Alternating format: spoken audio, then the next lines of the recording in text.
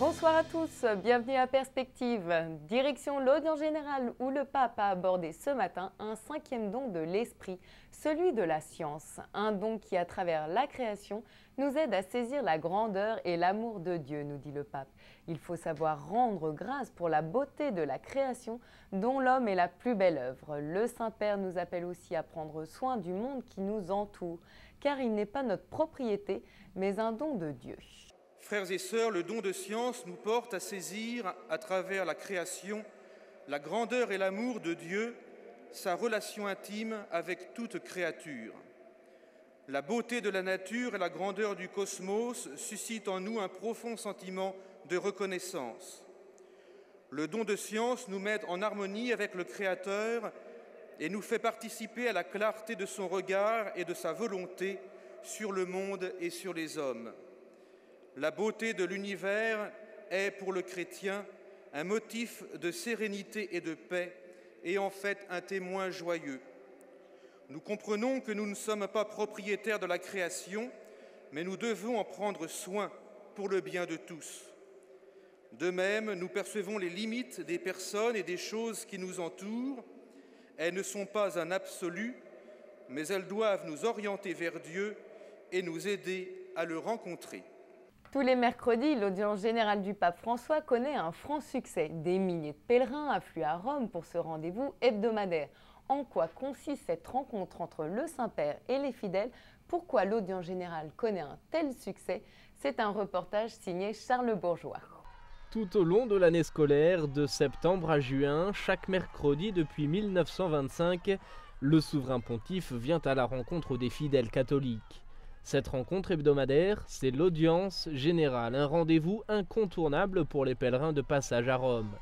Pour ouvrir ce rendez-vous, le mercredi matin à 10 h, le Saint-Père fait le tour de la place en papamobile pour saluer les milliers de fidèles, parfois venus du bout du monde.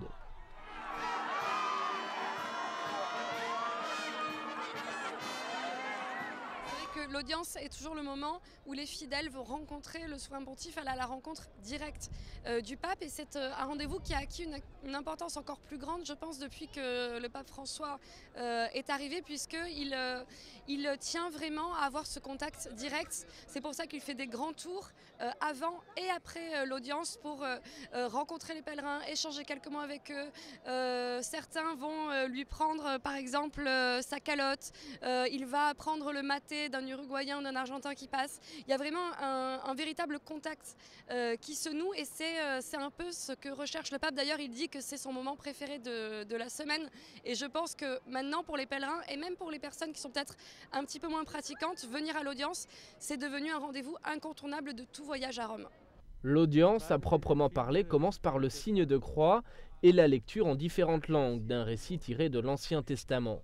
Ensuite, le Saint-Père nous livre sa catéchèse en italien, l'occasion pour lui d'aborder des thèmes comme les sacrements, les commandements, les dons de l'Esprit Saint ou encore les péchés capitaux. Sa catéchèse est ensuite résumée en différentes langues, dont le français et l'arabe.